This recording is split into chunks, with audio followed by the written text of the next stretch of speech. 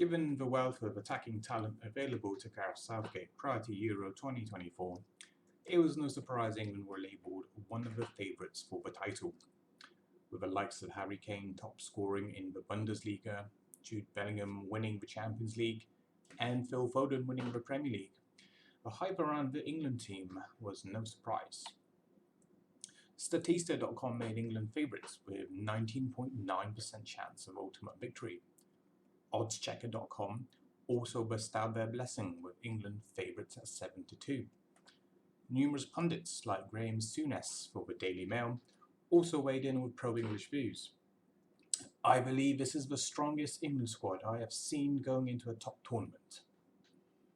The BBC's Alan Shearer, himself a former England striker with 30 goals and 63 caps, opined, England can go all the way. This is the greatest chance we've had in a long time. England's front six is one of the best, if not the best, in world football.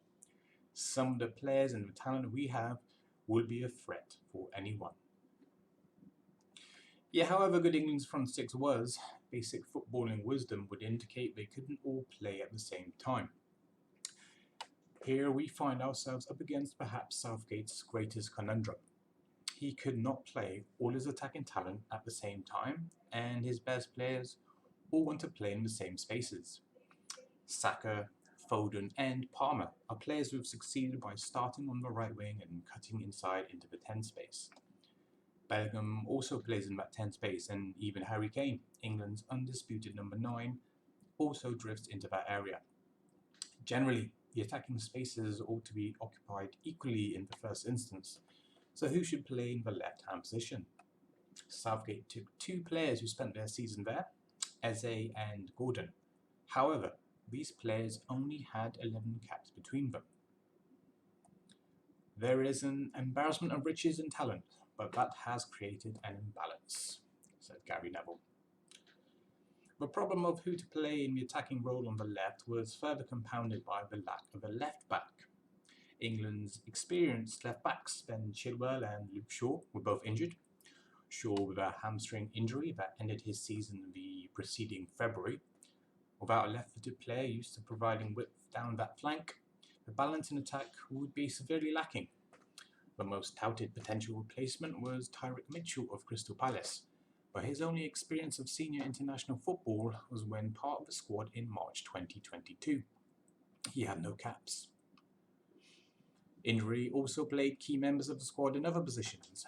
Bellingham dislocated his shoulder in November 2023 and was consequently used sparingly by Real Madrid in the latter part of their triumphant season. Surgery would have ruled him out for 3 months. Kyle Walker, Southgate's right-back stalwart, was injured against Brazil in March 2024, as was John Stones, one of the centre-back shoo-ins. Kieran Trippier, a right-back who Southgate ultimately trusted to fill in that left-back, missed the end of the season for Newcastle United. And Kane, the England captain and sure starter, suffered a back injury which caused him to miss the end of Bayern Munich's season. Another Southgate favourite, Harry Maguire, left a gaping hole at centre-back, having not recovered from a calf injury in April 2024. Jordan Henderson, another familiar face in Southgate's squads, also missed out for injury. These latter 2 players were also valued by Southgate for their leadership qualities, something he clearly missed when remarking on this after the final. We've lost a lot of leadership from a group with injuries to Henderson and Maguire. A lot has fallen on Harry's shoulders. Outside commentators were not blind to the effect the injuries had. Gary Neville could see after the first match, we are a little bit undercooked. Players haven't played for a few weeks. The state of Harry Kane was obvious to any observer. Danny Murphy, possessor of 9 England caps, pointed out he has had a long season. Gary Neville, 85 England caps, said he doesn't look himself. He doesn't look as sharp. Kane himself admitted he was on a fitness journey. Naturally, you get physically stronger. Naturally, you get sharper as you play more games in a short space of time. A lot of players come into their peak sharpness at the knockout stage. In addition to injuries hobbling key members of the squad and removing others from contention, the squad as a whole consisted of numerous young and inexperienced players. Such players are not necessarily an impediment. Southgate certainly showed a penchant for trusting young players, particularly those he already knew from his time in the England youth setup. Nevertheless, the general inexperience in the outfield squad is worth highlighting. 3 players, Kobe Mainu, Adam Morton and Anthony Gordon, had 0 caps. Other players who are not routine Southgate selections but still Premier League regulars, only Conor Gallagher had more than 10 caps. This compares unfavourably with members of Southgate's internal leadership team. Kane, Walker, Rice and Bellingham's combined caps numbered 218. They averaged more than 50 caps each. Highlighting the experience imbalance in the squad is further justified by Southgate's own words. Before the Serbia match, he said, "There's a different dynamic to this group. There's a lot of young players." And afterwards, emotionally, there is so much tension. People can't understand what it's like for younger players. We've got some players that haven't got those experiences. For a lot of them that haven't been with England, right, we've won our first game, and this is how it is. As in media criticism. That's a strange experience for some of the boys that haven't been with us.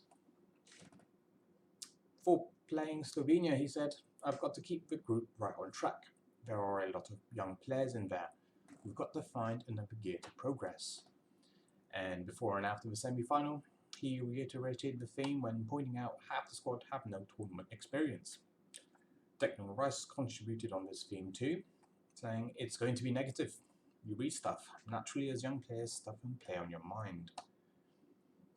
Gary Neville also remarked after the Slovenia game, "There is an element of surprise. With this group, the criticism that they're getting, a few of these younger players are probably for the first time recognising what it's like to have the heat on them in a tournament." The problems for Southgate did not stop with personnel issues. The tactical realm also posed dilemmas. A brief overview of Southgate's previous tournament will help to contextualise this. During the 2018 World Cup in Russia, Southgate adopted a 5-3-2 formation. According to Adam Cleary at 442, it made England one of the best out-of-possession sides in world football. They were so solid and hard to break down. This proved to be an incredible improvement on what had gone before structurally. They made the fewest tackles and frequently conceded switches of play, but ultimately finished the tournament with a commendable defensive record, having conceded 6 goals in 6 matches, excluding the 3rd place playoff. Offensively, they relied on excellent set pieces and Harry Kane's incredible shot conversion rate of 23%. He ultimately won the Golden Boot with 6 goals. However, England's possession game was unimpressive. Although they averaged 55% possession throughout the tournament, this was typically unthreatening, being amongst the 3 centre-backs. Having scored, said Cleary, they have desperately wanted to push on and get a second goal, but they are entirely incapable of doing that. Clearly further emphasised, they're not good at little interchanges of play and then moving it through a press. Metrics supported this observation. England did not have a midfielder capable of orchestrating progressive possession football. The approach Southgate adopted made sense and proved surprisingly successful. It showed that taking a safety-first attitude suited tournament football and a profile of the available players. At Euro 2020, where England happened to play almost all their matches at their home stadium of Wembley, they continued to exhibit defensive solidity, conceding only 2 goals throughout, tactical flexibility, and improved possession. The inclusion of Mason Mount, a player with great intelligence and energy, allowed England to adapt tactically, making full use of its versatility. Against better sides, Southgate would successfully deploy a back 5. However, having scored early in the final thanks to Luke Shaw's enterprise, England was subsequently suffocated by Italy. Unable to begin position build-up in the defensive third, they resorted to long and wide balls which typically surrendered the ball. Cleary concluded, Gareth Southgate had built a team that was capable of going deep into a tournament on the basis of a solid defensive foundation because they were capable of playing through heavy pressure. He knows they're not going to dominate games. So again, we see an emphasis on defensive cohesion and some ability to score reaping dividends for Southgate. Again, we saw the paucity of a midfield orchestrator comfortable on the ball and under pressure. pressure hamstrung England. Going into the World Cup 2022 in Qatar, Southgate got as close to cracking this formula as he ever did. They still couldn't really play through an intense high press with this combination of Maguire left centre-back and Bellingham left central midfielder. They could progress the ball through that channel brilliantly. Maguire loved to carry the ball forward. He had a range of passing. Furthermore, Cleary explained a tactical change where England employed a high pressing approach, ranking second in the tournament for this. No player won the ball in the final third more than Jude Bellingham from his left midfield position. England performed better than France in the losing quarter-final. Cleary concludes, England under Gareth Southgate was always a side that wanted to be very disciplined and very structured at the back, but quite freeform and quite creative going forward because that is how underdogs play. The critical factor to take away from this summary was that in lieu of a classic regista, a deep-lying playmaker, to begin England's attacking possession, they pressed high, and Harry Maguire was able to adopt the progressive passing role in conjunction with Bellingham in a three-man midfield. Southgate's tactical approach, therefore, benefited from an emphasis on defensive soundness, a new high press, and Harry Kane's attacking dynamic. Gary Neville remarked on a conversation he had with Wayne Rooney, arguably England's most talented player of the 21st century. He said that Harry Kane, in his opinion, was the greatest England player ever. He's been absolutely sensational. His record is like gold. You know he's going to deliver for you. Southgate ensured Kane had the supplementary wingers to augment his game, thereby ensuring England could win games. During Euro 2024, Kane became the all-time tournament top scorer in knockout matches with 9 goals. Yeah, here we see, in light of England's personnel issues, the tactical problems Southgate faced for Euro 2024. Harry Maguire's absence deprived England of a player who might have made up for the lack of a regista, not to mention his talismanic defensive presence. Missing him also meant it unlikely England can commit to a back three formally. The continued shortage of a deep-lying playmaker meant England's attack would carry on relying on the Harry Kane mechanic. But lacking in form wingers reduced Kane's effectiveness, given his tendency to drop deep and feed these on-rushing players. Neither could England's attack lean on pressing and winning the ball high up the pitch, an approach which was clearly manifested in the pre-tournament friendlies. This was because it would require dropping Kane because of his immobility. It would also involve removing Phil Foden from the left with a completely untested replacement. Additionally, at least a duo of aggressive, energetic and experienced midfielders would be needed. No such players were available to Southgate. Southgate often referenced the catastrophic difficulties leading up to the tournament. After the Serbia game he commented, "Whatever we do, we will be playing with a young player or an inexperienced player. This team is still coming together. We're short of certain things, we're finding best possible solutions, and we had a very complicated run-in." Proceeding with Denmark match, he said, "With the profile of players we've got, we don't feel the way to press is high up the pitch. And we've lacked a solution in midfield for 7-8 years."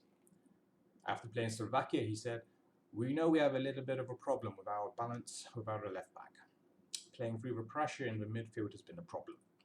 And the high pressure is something that has caused us a problem before. We were too slow." When assessing the Switzerland quarter-final, he said, "There's how we've needed to find ways to win with all the obstacles we've had going back to losing players a couple of months ago, losing players just before the tournament, and the different balance of the team." Before and after the Spain final, he said, "We've had to find a different way of playing as the tournament's progressed. When we came into the tournament, we had a lot of issues, particularly at the back. A lot of players that have missed a lot of football. We've been trying to find the right blend, the right balance, trying to find the best balance for our attacking players. We've got to see the talent, but a lot too light to operate in similar areas. And so many players came into the camp having missed the end of the season that physical toll was definitely an issue for us." So what strategy did Southgate employ to cope with the huge issues with the squad, and how did this manifest in the games played? Against Serbia, Southgate deployed England in a 4-2-3-1 formation, largely populated by his stalwarts and best attacking talent. Observers showed some consternation with the presence of Phil Foden on the left of the attacking trident behind Harry Kane. Although left-footed, so ostensibly appropriate for that side of the pitch, Foden's tendency to roam infield in search of a ball to his feet might have been balanced by the inclusion of an aggressive left-footed left-back. However, the player who fit this profile, Luke Shaw, was still unfit to play. Kieran Trippier played there instead, and the inevitable imbalance ensued. England's attacks came exclusively through Saka on the right wing, whilst attempts to work possession on Trippier's side came to naught. Despite Trippier maintaining a high position to retain width in the formation, his right-footedness meant zero progression was possible through him. England did score a great goal and were dominant for the first 35 minutes, but once Serbia adapted, the structural issues within the squad on the pitch became obvious. England were marked man-to-man and subsequently unable to build sustained possession. The midfield two of Rice and Alexander-Arnold were wholly incapable of providing a foundation for England's possession from the defensive third. Although Arnold has an excellent passing range, his ability to generate attacking play was limited by the lack of forward impetus wide left and the pressure he was put under by the Serbian press. A natural midfielder may have made fewer mistakes. Southgate described Arnold's inclusion as an experiment, and this showed in the right back's performance, which Adam clearly described as hot and cold. 3 points against Serbia was an accomplishment that did nothing to hide the dubious performance. A lengthy quote from Gary Neville will summarise. "We are a little bit undercooked. Players haven't played for a few weeks. Maybe that's the first time that team has gone out and played together. There were some imbalances. They looked a bit sluggish. You start to think about the former impact of Jordan Henderson and Calvin Phillips. Trippier creates further imbalance. That midfield is the major concern. He'll know he's got an issue with these talented players and how he gets them all into the team. Maybe they haven't played enough together. It may be they need to play together a bit more. We have a real shortage of central midfielders that can play that role as a regista." This game demonstrated that Southgate's apparent strategy was to retain, as much as possible, the players who had proven themselves for him and England at the cost of tactical balance. Not unexpectedly, Foden and Bellingham occupied the same spaces, leaving the attacking left space without an effective outlet. Playing a right back alongside a number 8 in midfield duo failed to generate progressive play. Nevertheless, the game was won and England defended their penalty box well. The 1-1 draw against Denmark completely failed to assuage the concerns raised by the Serbia victory. Again, Southgate opted for the same flawed conglomeration of regulars. An extensive quotation from Adam Cleary provides the best summary. "That was dreadful. It would be naive of me in the extreme to try to paint that as anything other than completely minging. England's average positioning is neither one thing or the other. On one hand, it looks like a team that wants to play on the front foot because the defence are so high.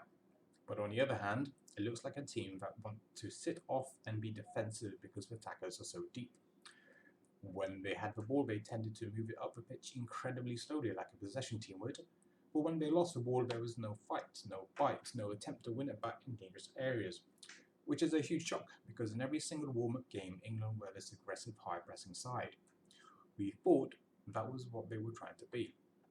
But yet, England's press in this game had all the intensity of me trying to do my emails on a hangover. I see Harry Kane up front, but every time England try and press, he just looks completely lost at sea. I see Phil Foden leaving huge spaces on the left as he comes inside looking to affect the play. I see Declan Rice playing on the exact role that didn't work for him at Arsenal this season. The player ratings, averaged from the Guardian newspaper, Goal.com and Sky Sports going forward, reflected the air of ennui that developed this performance. The only player to improve was Foden. Bellingham fell from an 8.7 against Serbia to 5 against Denmark. Rice was also lambasted, his rating falling from 7.7 to 4.3. The question marks around Southgate's decision to commit to this team in formation were growing in volume. At this juncture, it is worth mentioning that other factors affected the team's performance outside of fitness and formation. Southgate related after the game how external noise was having an impact. We have to accept the expectations around us. We're falling a little bit short of that. Today was a difficult moment. We care too much. He had previously cited the tension the younger players were unused to, along with the surprising level of criticism despite beating Serbia. The impact of social media was clearly acknowledged at the England camp, Southgate himself mentioning how my world's a happier place if I shut myself off. Even Kyle Walker, a vulnerable member of the squad, had his own coping mechanism. I don't read it at all. I'd rather not see it, rather concentrate on mainly what my mum says. Declan Rice again proved the deleterious effect of social media when speaking before the Slovenia game. The guys, the hostile England media, have been fair. It's going to be negative, you read stuff. Naturally, as young players, stuff can play on your mind. One might think players would know to avoid media hype, but we have to assume Southgate was not the kind of dictatorial manager who attempts to ban the internet. Furthermore, we know that players like to unwind by playing computer games together. They suggest a squad who grew up in the social media age. Such are the youth of today. Against Slovenia, in the last group game, England's performance continued to cause fans distress. Again, Southgate chose the same team, minus Arnold. This experiment was abandoned in favour of employing the terrier-like Conor Gallagher. He played in a 4-3-3 formation, with Bellingham dropping from his previous 10 role to the left side of midfield. Presumably this was an attempt to draw more juice from the Bellingham fruit. It failed. Again, Foden and Bellingham competed with each other spatially, rather than the opposition. Bellingham's success at the previous tournament in this role had been in combination with natural wide players on the left, i.e. Rashford and Shaw. Without this profile of player, Bellingham's performance was muted, earning him a 4.7. Gallagher's inclusion also failed, his performance being fairly described as invisible. He hid high up the pitch, never making himself available for the ball. He earned 4.3 from the commentariat. Likely this stemmed from pressure felt arising from media hostility. The one positive was the performance of Kobbie Mainoo, a second-half substitute. At last, England had a midfielder who looked comfortable receiving the ball under pressure and who showed enterprise. He earned a 6.3. Once more, England's thematic issues have persisted. The midfield impotence continued to be enshrined in Rice's performance. Adam Cleary saying he looks like a child in a shopping centre who doesn't know where their parents are. The lack of incisive play from this area echoed the same from the left. Even Saka's performance on the right sagged, earning him a 5.7. Cleary remarked that Rice, Kane, Bellingham and Saka had played an insane amount of minutes since the start of last season. They were involved in pretty much every competition towards the latter stages. They were mainstays for their club sides, never ever getting a rest. All four of them looked completely shagged. Further concern was caused by England's inability to break down the Slovenia side, but did not even press high. They merely blocked the centre of the pitch and deployed a back five. Jermaine Genus, 21 caps, said, "We didn't get the performance. Most fans have left this stadium with more questions than answers." Despite having 74% possession, England conjured only 4 shots on target. Southgate's reliance on Kane did not reap dividends. His attempt to organise some cohesion in midfield failed, and abandoning left side width continued with predictable results. When genuine width was introduced with Anthony Gordon, England immediately created perhaps their best moment of football in the entire group stage. In general, the substitutions showed great promise when employed, the typical complaint being how late they came in. Gordon's 3-minute cameo earned him a 6. What could justify Southgate's persistence with an underperforming formula? Given the consistency in team selection, it appeared clear he had made a commitment to his best players. Despite the better balance a player like Gordon would have offered on the left wing, he stuck with Foden. Despite the weariness of Kane and Bellingham, he avoided fresher legs. Despite the overall lackluster nature of the team performance, new impetus from talents like Cole Palmer were used only sparingly. It appeared Gary Neville was correct when empathising with Southgate after the Serbia match. What I need them to do is get good together. That's what I believe in. Throwing the baby out with the bathwater may not be the thing to do here. It may be they need to play together a bit more. This approach made sense if we assume Southgate settled on his first team at the start of the tournament. They would need to improve together, they would need to play themselves into full fitness, and they would benefit from the trust placed in them, particularly if they were used to his faith. Southgate took pains to bring some coolness to the prevailing outrage over performances when saying, "A team is never quite as poor and never quite as good as people might think. You're probably 5% off where you'd like to be, therefore you've got to be careful not to throw everything out of the window and lose things that you're doing well and lose continuity and the confidence that comes from players playing together and the understanding that comes from those moments. You have to ignore external advice and be assured in what you're doing. The squad are very together." Southgate clearly felt then that the team, despite its manifold problems, was defending adequately and showing enough going forward. The formula was succeeding. England were into the round of 16. A typical idiom in football is to describe it as a results-based business. Despite the dire performances, which apparently had natural remedies, unemployed by Southgate, his dogmatic approach had paid off. England had won their group with 1 win and 2 draws. The only goal they conceded came from an incredible 25-yard strike. Other countries may have assessed this accomplishment as an unadulterated positive. The Slovenians, for example, celebrated their draw for what it was: progression to the next stage, a unique achievement for their nation. The England players, in contrast, fell to their haunches disconsolate. An Italian, for example, would welcome a 1-0 victory over Mino's Malta as a crucial 3 points. In England, however, such a result would be heralded as akin to a loss. Given tournament and knockout football is more than other formats biased towards not losing to succeed, it is no wonder the pretensions of the English media create a bewildering atmosphere for its national team. No wonder the players, and particularly the inexperienced ones, are affected when objective progress is not rewarded with positivity and encouragement. It's psychologically perverse. When questioned about fan negativity, Southgate responded, "It's irrelevant. My job is to create the best possible environment, to take responsibility at the right times." This, I believe, reflects a critical aspect of Southgate's philosophy as England manager. Like Adam Cleary said, Southgate symbolises a major and vital cultural shift in how the England team works. Not only do England players now look forward to joining the squad, they benefit from a healthy, unified ambience within it and are sheltered from ultimate responsibility. I believe that Southgate told his squad before the tournament started who the first team were, who were potential substitutes, and who were merely along for the experience.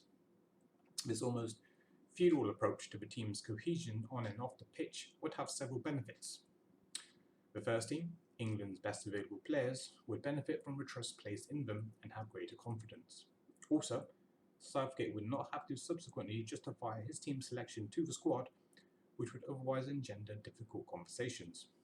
After all, is the tournament really the time and place to experiment with new players unless obliged to?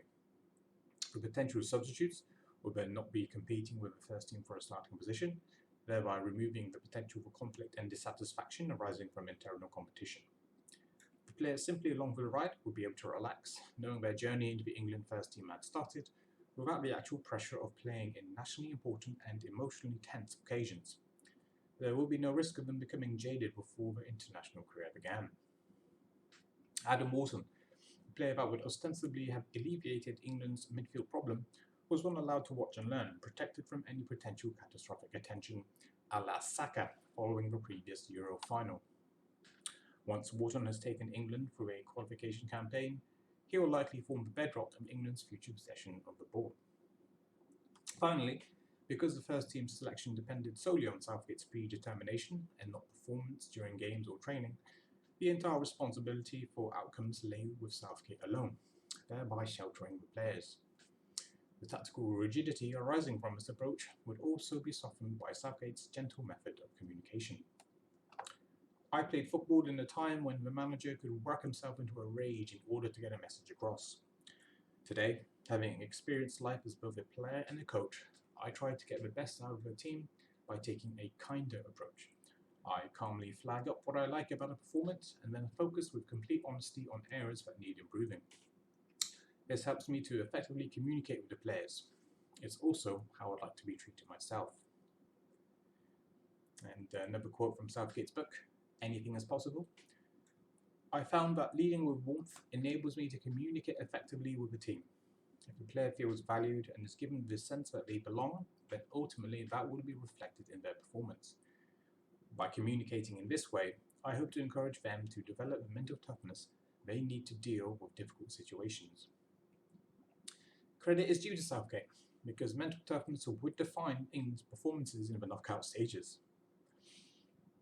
Evidence of the stratified society within England's squad comes from Southgate's leadership group of Kane, Walker, Rice and Bellingham.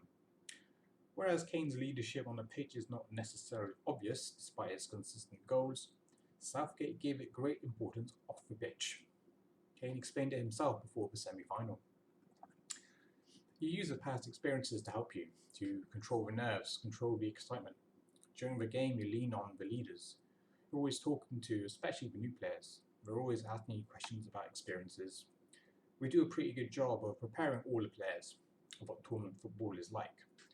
A long time away with each other, a long time in the hotel, a lot of media attention. We've handled that really well, and this tournament has been no different. The expectation has been a bit different, and maybe the noise has been louder. We have a close togetherness. Having Rice in this leadership team appears to be justified by his announcement following the nail-biting victory over Slovakia in the round of 16. We'll die for each other out there. We'll do anything to protect this manager, protect each other. Southgate had made it clear his intention on taking the impossible job was to bring credibility to the England team.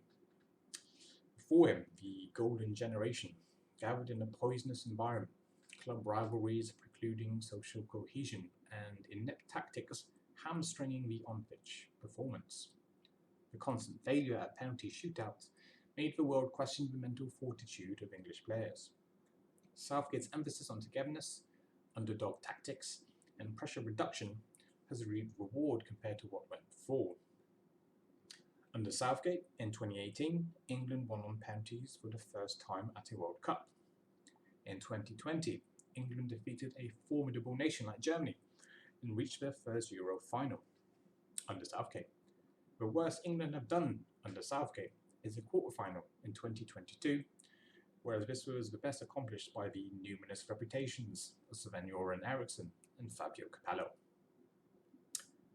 Even though performances left much to be desired, England went into their round of 16 match against Slovakia justly optimistic. The obvious superiority of England's squad and the reasonable expectation performances could not possibly get worse reinforced the optimism. Yet again, however, England's display left fans for the greater part of the game under incredible strain. The first half performance showed worrying similarity with those of the group stage and was made worse by defensive calamity resulting in Schranz scoring at 25 minutes. England's inability to stretch teams via incisive passing led them to become lopsided, with Trippier staying high and Foden more alongside Kane. Cleary said, "One of the main hallmarks of the lesser teams at the Euros so far has been great defensive organisation." So the obligation to stretch Slovakia's central block made England's defence short-handed and disorganised. England's second half performance improved dramatically, symbolised by the early offside goal Foden scored. Adam Cleary, after a tournament performance that has so far been about as light and as fun as a Nordic crime drama where the victim is a very small girl, it was nice to see. What was incredible to see was Jude Bellingham's astounding equaliser in the 95th minute. After watching England toil from behind for 70 minutes, many England fans were resigning themselves to a defeat that would equal the embarrassment of losing to Iceland in 2016. That goal provided relief and exhilaration in parallel measure for long-suffering fans.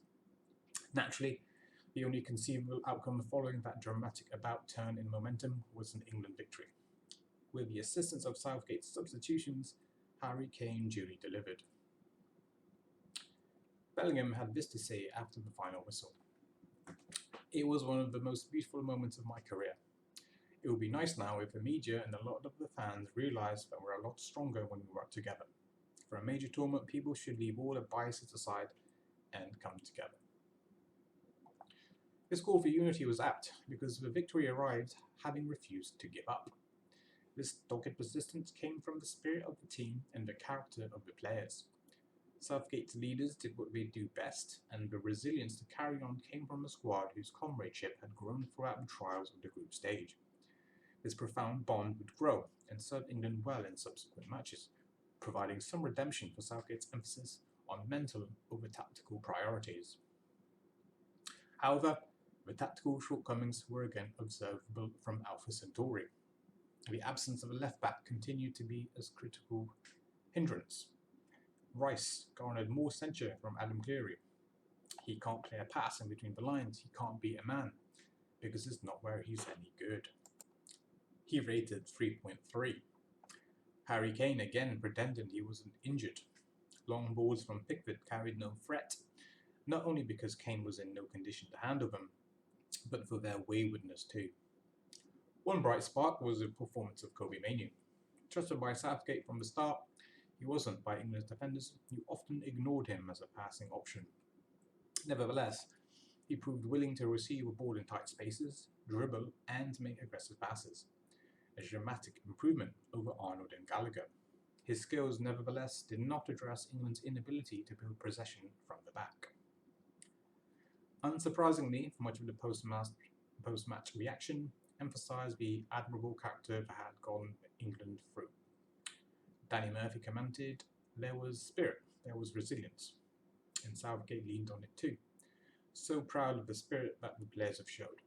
They are really pushing and helping each other, and that made the difference. And that's the spirit that they have. That's got us over the line.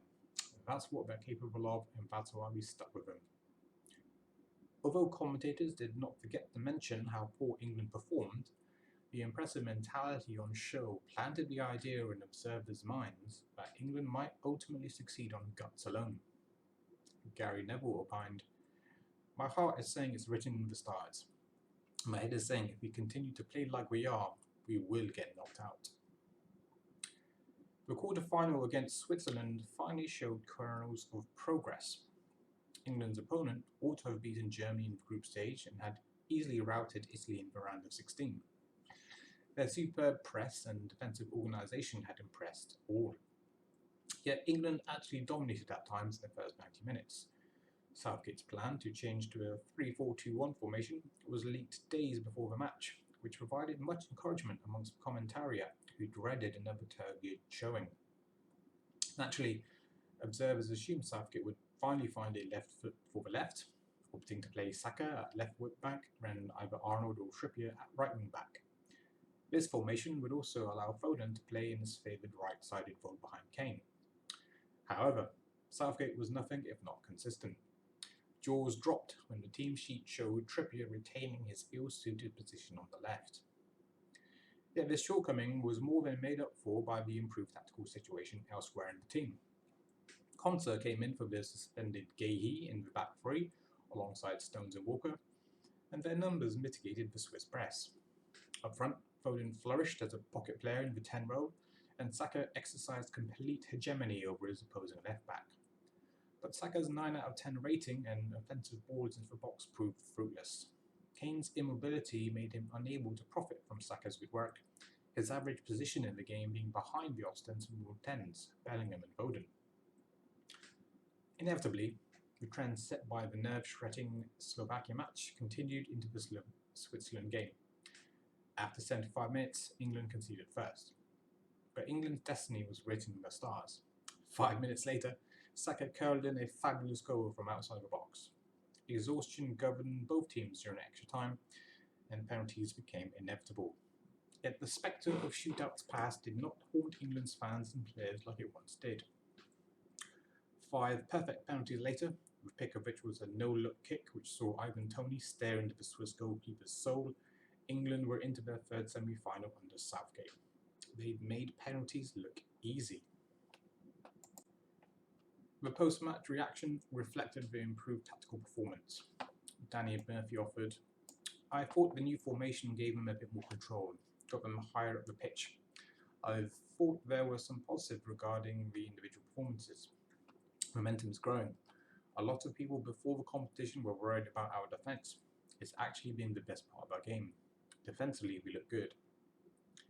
He also congratulated Southgate for retaining Saka on the right-hand side, even though his posting on the left would have provided better balance. He knows how comfortable Saka is on the right, and it kind of was justified in Saka's performance. Yet the formidable character of the England players was also much emphasised. When we go a goal down, the response from the players was brilliant. For them to find that character again, I was pleased with that, said Jermaine Genius. We stepped up a gear when Switzerland put the ball in the back of our net, said Gary Neville. These players are showing unbelievable qualities of character, resilience. It's not just about playing well, dealing with everything that's around us, twice coming from behind in games, said Southgate. Even assessments that usually remain tactical had an air of bafflement. The one thing Switzerland couldn't compensate for, and I can't believe I'm saying this, was vibes. It's still a complete shit show. Even when they're not playing well, they are finding the goals they need, said Adam Cleary. But the penalties were the most impressive aspect of England's performance was in large part thanks to Southgate's preparation style. A much-worn image taken from the game was that of Jordan Pickford's water bottle, which had detailed instructions for dealing with the Swiss penalties. Akanji's penalty was saved as a result. Southgate's imperative approach for saving penalties was echoed in their scoring. We think we've got a good process. We refined that process. We have more penalty takers in the squad, and more that have been in shootouts. It's my responsibility. What I want to do is take the pressure for them. If it doesn't work, it's down to me. The whole process was really calm. It's likely Southgate took complete responsibility for the outcome by choosing the penalty takers and where they directed their shots. Yet again, however, the manner of the victory did not inspire complete confidence. They got away with it once again. Getting away with it is the whole plan, said Adam Cleary. They've got tournament know-how.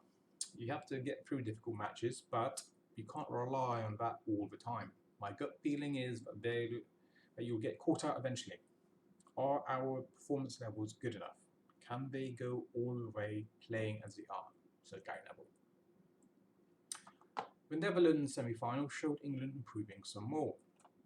With a back three defensively, but a 4-2-3-1 in possession, England dominated the first half. In large part, this was made possible by the dislocated Dutch press. Their slow defenders sat back, whilst their attackers pressed high, affording large gaps in between. Foden excelled in this space, rating 7.7. Also excellent was Kobe Mainu, whose off-the-ball work was outstanding, also rating 7.7. But inevitably, England still conceded first. Harry Kane's penalty equaliser was dubiously awarded, but richly deserved by the team. The second half was significantly subdued for England with only 37% possession. The Dutch adaptations resolved their tactical problems and forced England back. Mostly, this was accomplished by ensuring the defenders followed their pressing attackers up the pitch, thereby compacting the space in between their lines.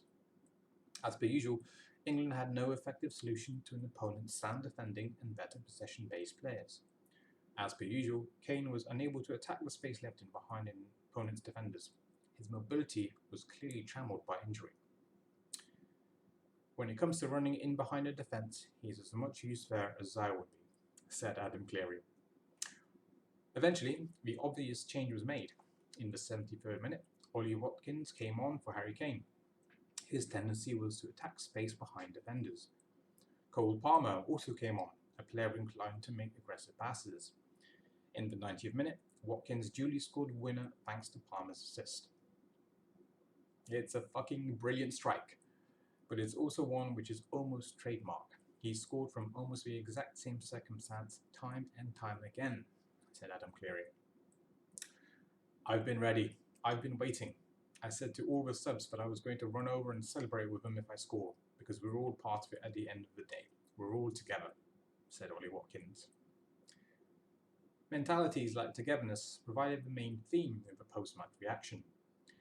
That fact that Ollie comes on, it epitomises what they've got in there. Their dedication to each other has been absolutely fantastic, said Southgate. We've had to show unbelievable character, resilience, physical strength, mental strength. We've shown it all, said Harry Kane. They've had the resilience to be able to get through those difficult moments, said Gary Neville. Spain presented England with a formidable opponent for the final of Euro 2024. They had won every single match leading up to the final, including victories over France and Germany in the knockout stages. They'd scored 13 goals and conceded only 3. Lamine Yamal's incredible goal against France in the semi-final made him the tournament's youngest ever goal scorer. Youthful energy and tactical discipline defined Spain's progress. Southgate acknowledged their threat. They have a very clear way of playing, press really well with real intensity, keep possession of the ball exceptionally well. The irony of his assessment was lost on Southgate, as the qualities listed were wholly absent from his England side. They had improved, as Southgate rightly remarked. We are showing our real selves, the version of ourselves we wanted to bring into this tournament. That's been starting to come over the last 3 matches. Still, England had this far shown no offensive pattern of play whatsoever. They relied on individual magic to score, pressed erratically without conviction, whilst also demonstrating a less than stellar ability to keep possession. Few of Spain's players would have made the England squad, but the sum of their parts was clearly superior. Southgate's underdog mentality would now face its greatest challenge, actually being underdogs. Spain's 2 main threats were their speedy wingers and Rodri's midfield orchestration. Southgate hoped to limit their influence by deploying a back 4. The returning Shaw and Kyle Walker were tasked with marking the dangerous wingers, and Rodri experienced Foden as a tenacious adhesive. Otherwise, Southgate retained the same team but had clawed its way into the final. England's plan to stifle Spain succeeded in the first half. Shaw and Walker particularly impressed. The way they adapted was brilliant, said Adam Cleary. However, if there was a scheme for scoring, it was not apparent. Foden's solitary attempt was stark for its isolation, yet Spain had only 1 attempt on target themselves. For all the good work they were doing off the ball, they weren't really offering anything off the ball. Their 2 main issues were Harry Kane and Jordan Pickford. With the ball at their feet, he was causing England major problems. Jordan Pickford's distribution is counterproductive to how England want to play on the ball. Not once does Jordan Pickford play a forward ball into the defensive third start build-up, said Adam Cleary. Nico Williams' early goal in the second half was no surprise. Spain had tweaked their approach to unpicking England's dogged defence. Underlapping full-back runs forced England's defence narrow, leaving Shaw and Walker's marking responsibilities unclear when presented with Marc Cucurella and Dani Carvajal's marauding incursions. Spain's tactical discipline throughout the tournament had been largely defined by their excellent positional rotation. It was this that undid England. The midfielder Ruiz showed up in the right back position and played a progressive pass. From that one positional rotation, Spain have been able to pull 5 England players, including the entire defence, out of position. England didn't do anything wrong. Theoretically, in that moment, Williams becomes Bukayo Saka's responsibility. But because Spain did all this so quickly, one-touch passing, decisive football, there's no chance whatsoever Saka's ever going to get back to cover that over. They create a 5 versus 4 at the back post. Williams is completely unmarked and scores. Eventually, Southgate heeded the nation's cries and made the obvious changes. Watkins replaced Kane on the hour and Palmer came on for Manu 10 minutes later. Naturally, Cole Palmer proceeds to score an amazing goal, equalising the match. This wonderful strike from outside the box echoed those scored in previous games and renewed faith in England's destiny. Despite abject performances, England had won their group. A stoppage time overhead kick had saved them against Slovakia. Formerly traumatic penalties had been navigated with aplomb against Switzerland. The Dutch had been defeated with mere moments left on the clock. Every time England had come from behind to overcome the odds. Surely, England's final result will reflect this trend and be the deserved culmination of all the heroics that preceded it.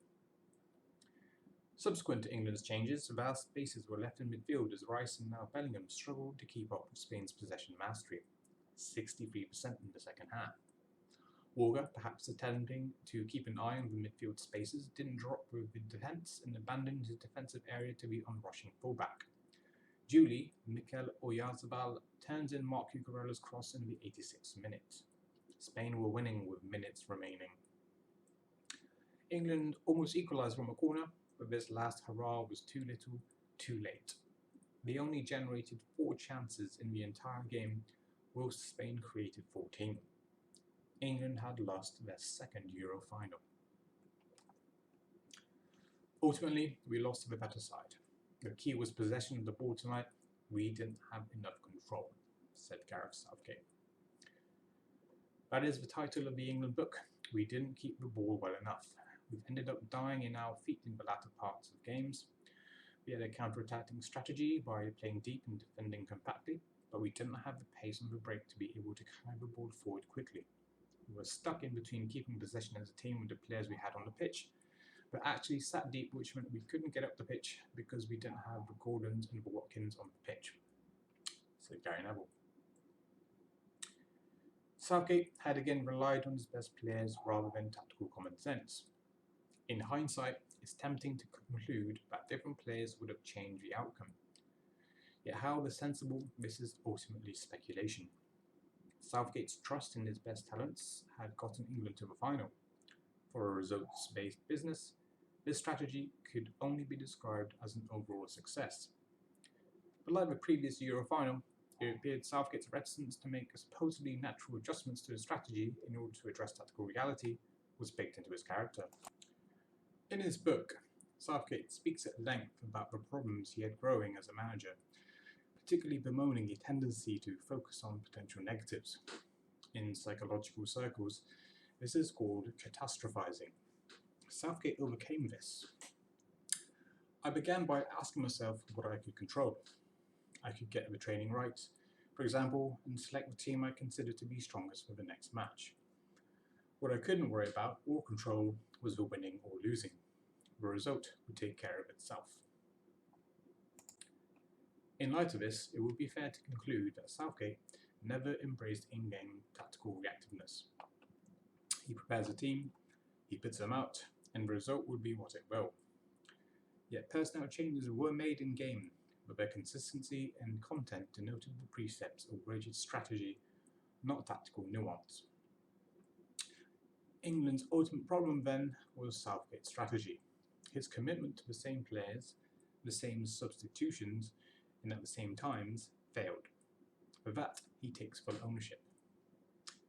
In the end, that seems to be Southgate's point. Ownership of the England team's failure does not rest with England or its players, but in the person of Southgate. More than winning, Southgate prioritised the protection of his players. By taking complete responsibility onto his shoulders, Southgate ensured England's world-beating and youthful talents would not be damaged by anything more than the simple pain of defeat. For that, he must be celebrated.